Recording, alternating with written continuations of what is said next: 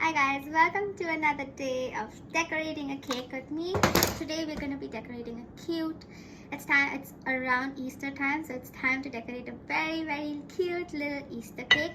This cake is going to be all bluish greenish and it's going to have little carrots on it. So I've never made this before, of course, but let's get started.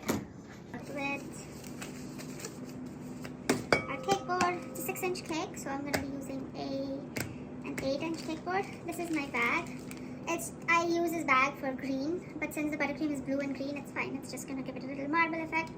So this frosting is blue plus green, not very concentrated, just a little, like a few drops. On the bottom, these are my cakes. First layer.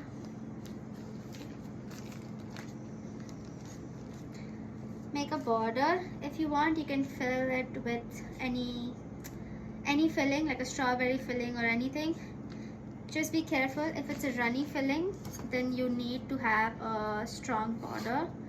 Like you need to have a buttercream border, then you can fill it with filling of your choice. But I would really suggest to limit it because we don't want the filling dripping from the sides. Okay. Always keep the flat layer on top. Like the cake should be flat. If there's a little bulge, just cut it. The second one, as you can see, I'm leaving a little gap from the sides so that if we are putting a different color of buttercream outside, this buttercream inside is not seen outside. So that's why I'm leaving like a half a centimeter gap. Okay. For example, if you want to make chocolate outside and vanilla inside, so you don't want the white to be showing. So I always, and I like using the piping bag to put my buttercream inside, so that, and the border gives it a thickness, so I know how thick the frosting layer inside is going to be. And yeah, so the frosting has to be proportional to the cake. If your cake is too thin, then like the frosting is going to cover for the cake on the top and the bottom. You don't know how the customer is going to cut it, but if they cut it into slices, then the frosting has to cover for the top and the bottom as well. Okay, so again, flat side on the top, that's your cake. Please have enough buttercream. Align it. For this cake, I'm just using the same inside and outside.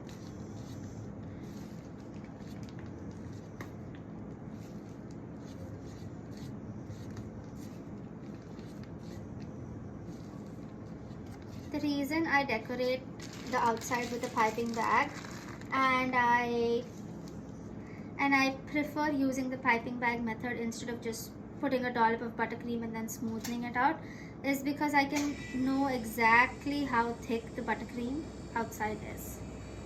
Okay.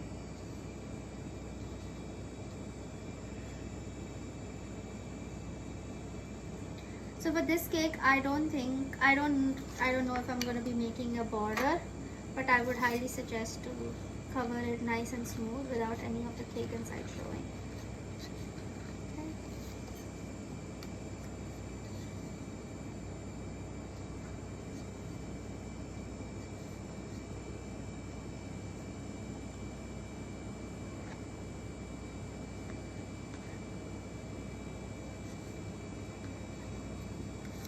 I understand that a lot of us make cakes as a hobby, as a living, or if you're taking orders for cakes, but please make sure you account for your time.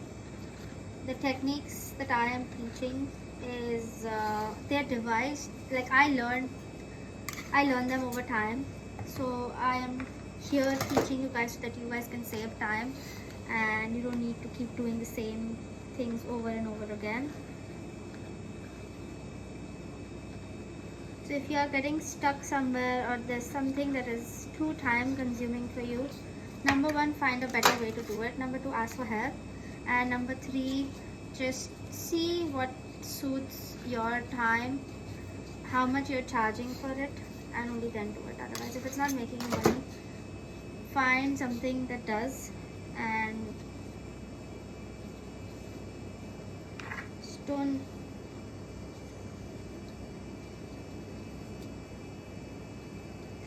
do repeated tasks that don't make you any money.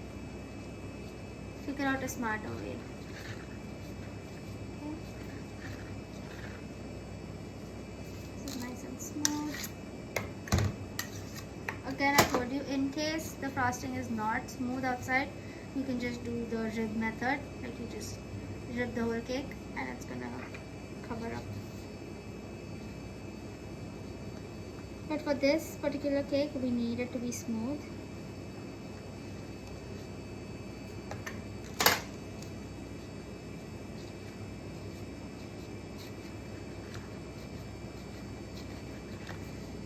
I am working with a frozen cake, so I have to work faster. Depends what cake recipe, what buttercream recipe you guys are using. If I was using a vegan frosting, I would not have to be this fast because it doesn't have real butter in it.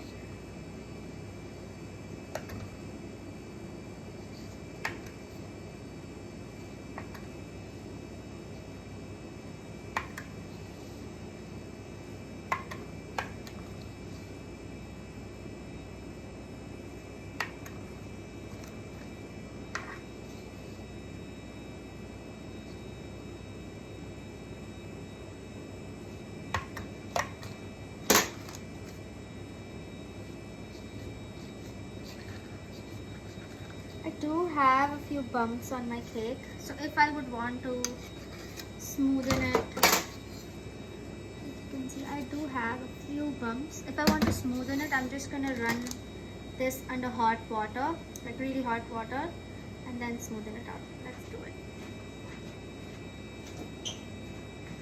it. So as you can see, I have a few air bubbles, so I'm just gonna hot spatula and run it around, and that's it. All my air bubbles are gone. The cake is way smoother. So what did the hot spatula do?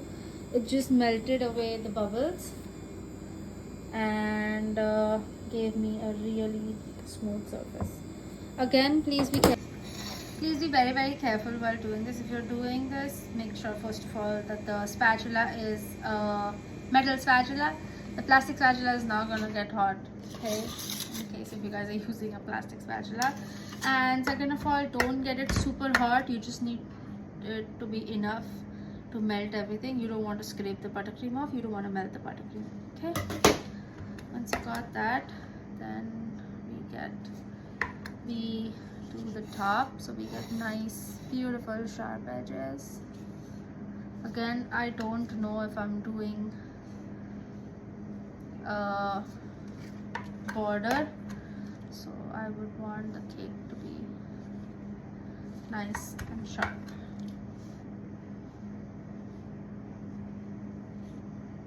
Okay, this cake is absolutely stunning. You can see it shining. That means everything is absolutely smooth and it has a pretty crisp edge. Okay, I'm gonna go into perfection. Do it a bit more, but that's fine. Don't overdo it. That's it. Remember the time factor, okay? We all have 24 hours in our day. You see how shiny it is? That means it's nice, smooth, perfect. Yeah. Now, you might have seen something similar on Instagram where they have those small little roses. For now, I'm not going to do roses because it's Easter, so we're going to do little carrots. Let me clean the thing. A little recap, what did we do? We stacked the cake. So first of all, you keep the buttercream ready. Before even starting the cake, you need to have your rounds ready.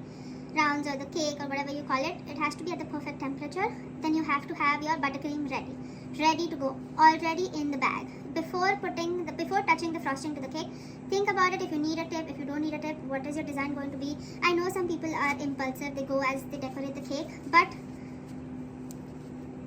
I am very impulsive too. But please, it's better to plan the cake ahead because you don't want to waste your time. If you spend 10 minutes in planning, it will take you 10 minutes to execute. But while you're executing, you're still planning, oh, but now I want to change the color, I want to do this, I want to do that. It's going to take you a lot of time. And trust me, if you're going to charge for the cake, all the time spent in overthinking, contemplating everything, it's gonna be break even or maybe a loss. So you have to plan what you're going to make. Okay, so first of all, recap. Keep your cake grounds ready, keep your buttercream ready, nice melted, ready in a piping bag to go. If you are doing this again and again, please measure how much buttercream it takes you to cover the cake, so that every time you're putting a color in the buttercream, you're not making like 2-3 pounds of buttercream with one color and then you have so much left over. Try to reduce wastage, try to reduce all of that. Weigh how much buttercream is required per cake. Like if you're decorating a 3-layer cake, check how much buttercream is required for that, and then just prepare it, keep it ready. Then keep all your colors that you're going to use ready to go. And yeah, so you stack it, cover it, clean up and smoothen the surface before starting the next level. Okay, I'm really liking this cake. It's beautiful and shiny. Okay, so now it's time for the carrots. Carrots are orange, so I'm going to try not to use a tip for this cake, because let's keep it nice and flowy. What if you're in the middle of nowhere, you want to make a cake but you don't have access to tips, you don't have any of that? We still got to be able to decorate, right? We have to use our ingenuity, our ideas, share our ideas, and the whole point is to decorate a nice cake. Nobody is going to see, oh, how many tips you used, what technique you used. All that is for yourself. The whole point is you should be able to decorate a cake. Now, as you can see, this color is bluish green. It's not a very bright color, it's a little dull color. So I am not going to change my bowl. I like this color, so I'm just going to keep it. And I don't want my carrots to be like super bright orange either, so I'm just going to keep it. I'm going to add orange to the same bowl. For me, I just made some Elmo cupcakes and I have red and yellow from those cupcakes. I'm just going to add the red.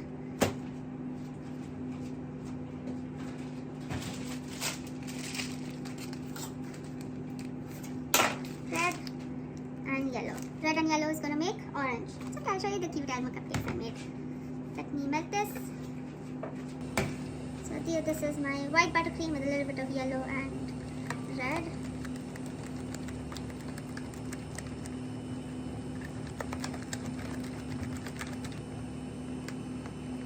Bring it all together.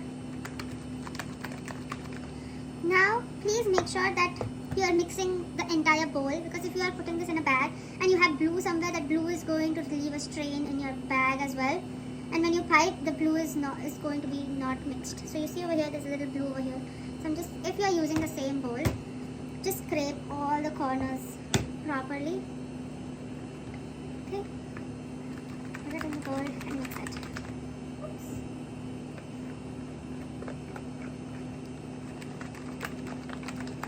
Okay, so this is a nice orange.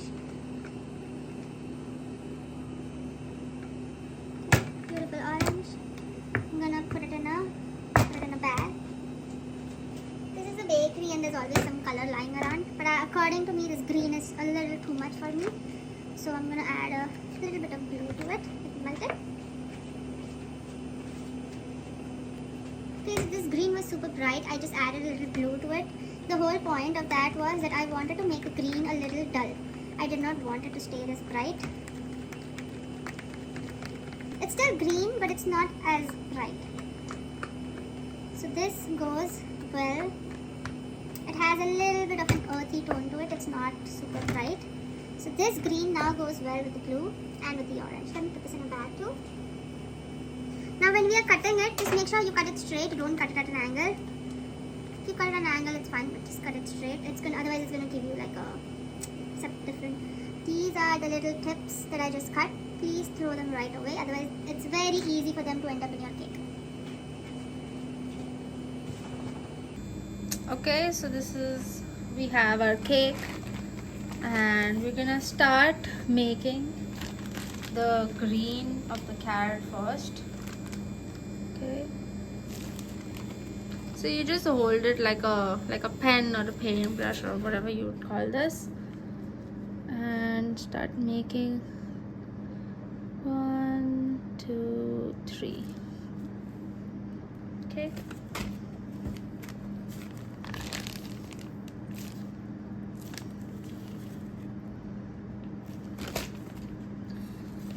this. Go narrow, wider, wider, wider, wider, wider, narrow. That's your carrot. You don't have to go in just one direction. You can go in crisscross directions as well.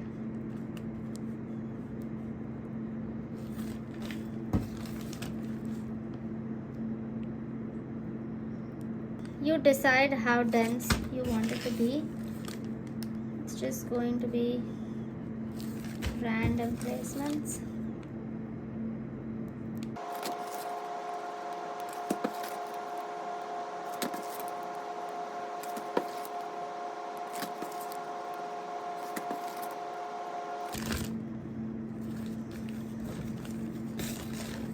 This is the same idea. You can use this technique to practically make anything. Like you can make a princess cake with little crowns all over the cake. You can make little cat figurines. If you guys would like to see something like this, just let me know. I'll make it. Anything you guys feel like.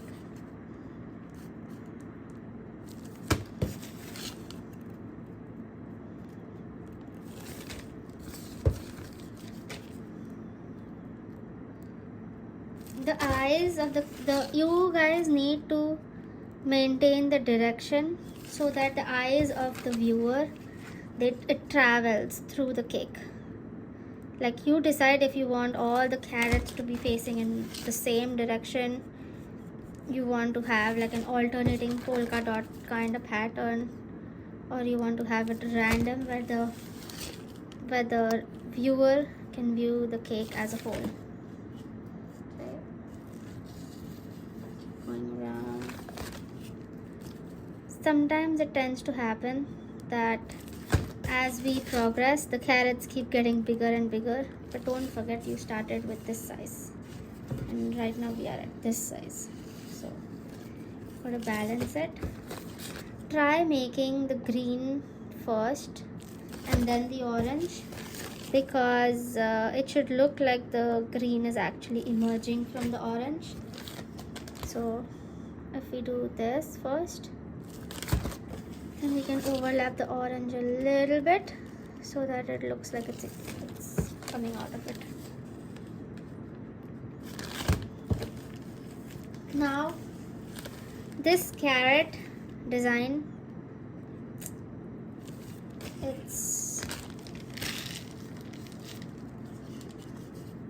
now if you know you're almost here, if you are able to do it, just mark the greens wherever you would want them to be.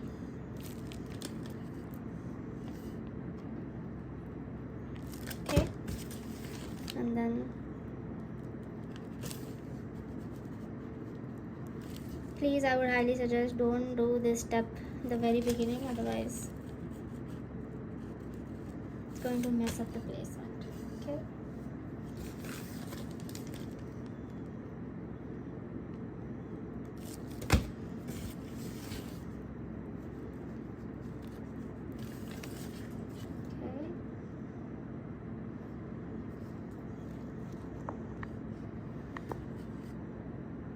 Carrot cake.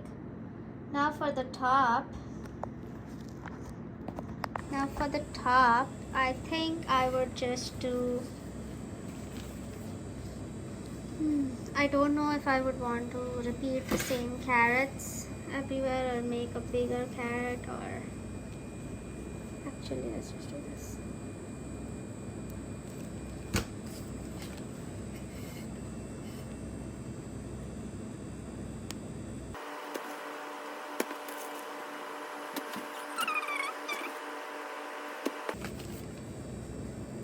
Please, again, if you are maintaining a random pattern, keep it, please continue with it even on the top.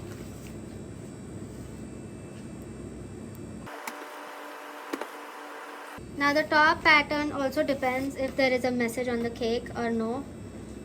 If there is a message, then of course leave some space, otherwise keep making your carrots.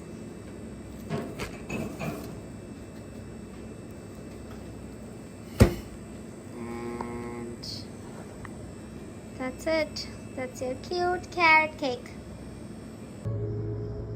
These are the Elmo cupcakes. I still have to add the eyes on them, okay?